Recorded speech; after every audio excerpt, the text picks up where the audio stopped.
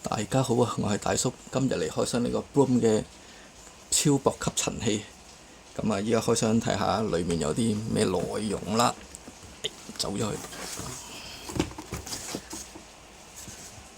咁啊，有個火牛啦，同埋呢個電線。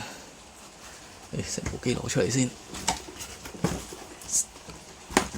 做啲咩啊？冇啦，係咁多。咁啊，就咁擺喺度啦。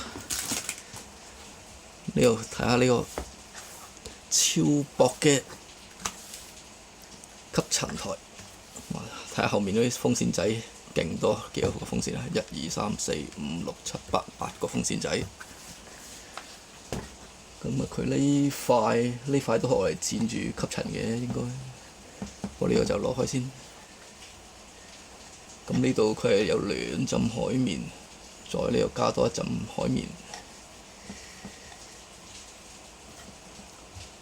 咁佢呢個幾有型喎，個內籠都。呢張紙可搣可唔搣啦呢個。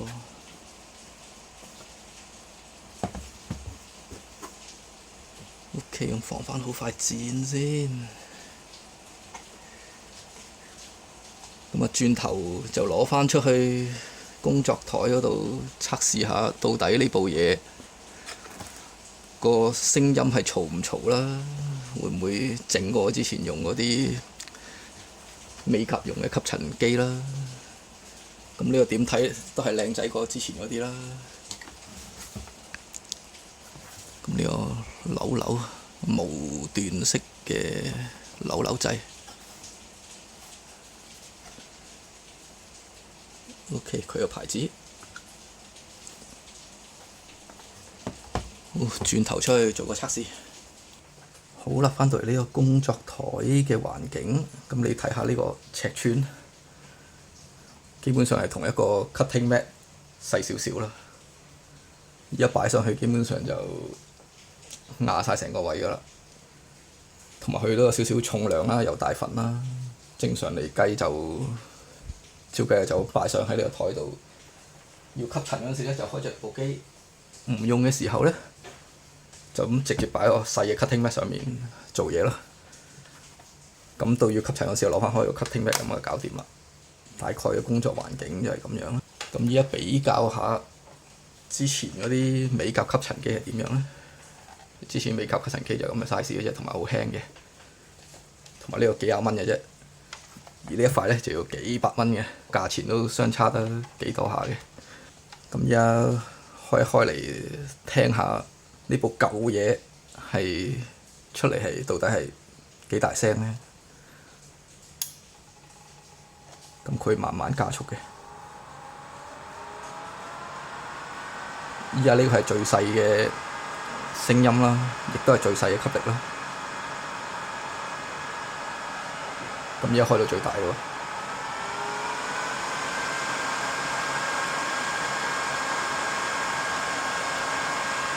大概就係咁樣啦。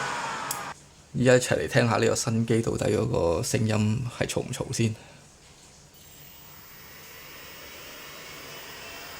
呢個最細嘅吸力10度，感覺上冇乜料到嘅。咁30啦，開到30就好少少啦。咁試下開到最大。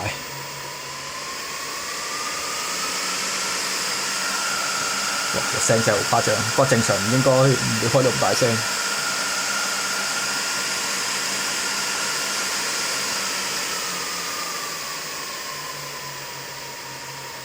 俾我嘅話應該開到20啦，或者10，頂籠就30。好，我哋而家立即試一試嗰個吸塵嘅能力，比較下邊部會好啲。首先試一試呢個最細嘅吸力。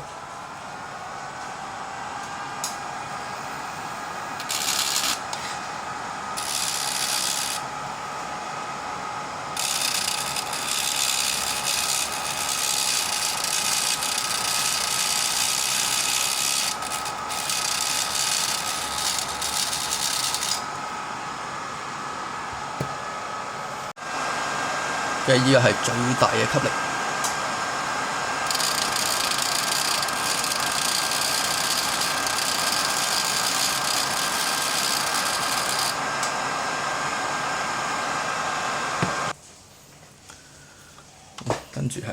試埋我哋嘅主角啦。OK， 好，先試個最低嘅都係，而家已經開咗機啦。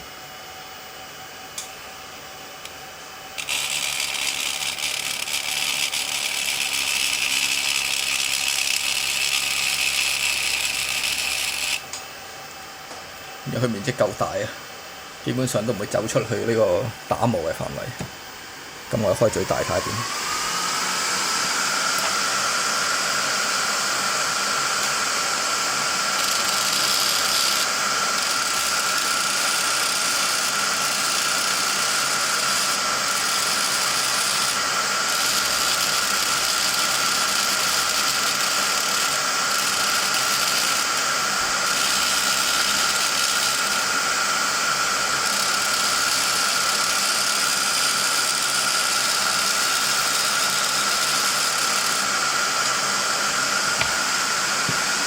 開最大更加冇問題啦，不過就真係好嘈啊！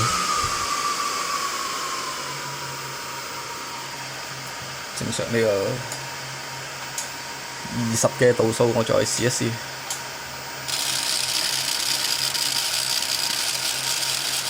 呢個速度就啲粉塵睇得清楚啲。頭先100基本上就睇唔到佢啲粉塵飄落去。咁我哋睇下呢個箭。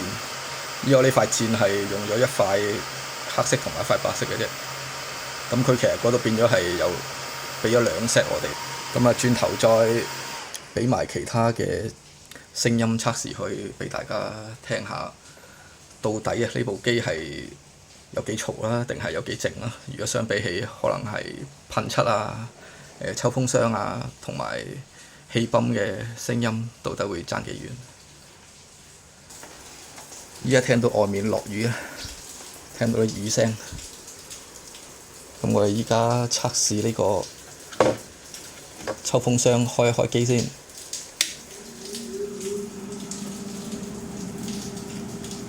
抽風箱開咗機之後就呢個聲音啦。我哋依家開埋個氣泵嘅聲。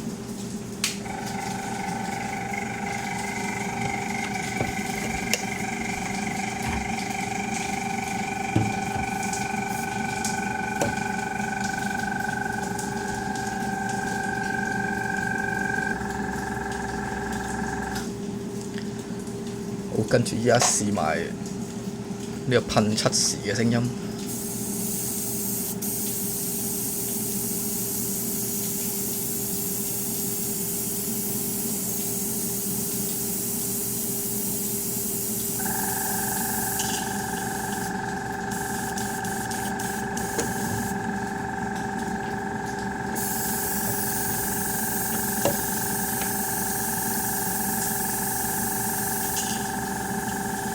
啱聽埋啦，噴漆、抽風箱，再加埋呢個氣泵嘅聲，一次就齊晒。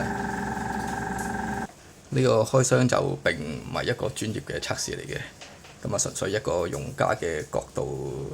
如果你之前係用過呢個吸塵器，係有咩心得嘅貼士嘅，都可以喺度留言同我講下。今次嘅開箱係咁多，多謝大家收睇，拜拜。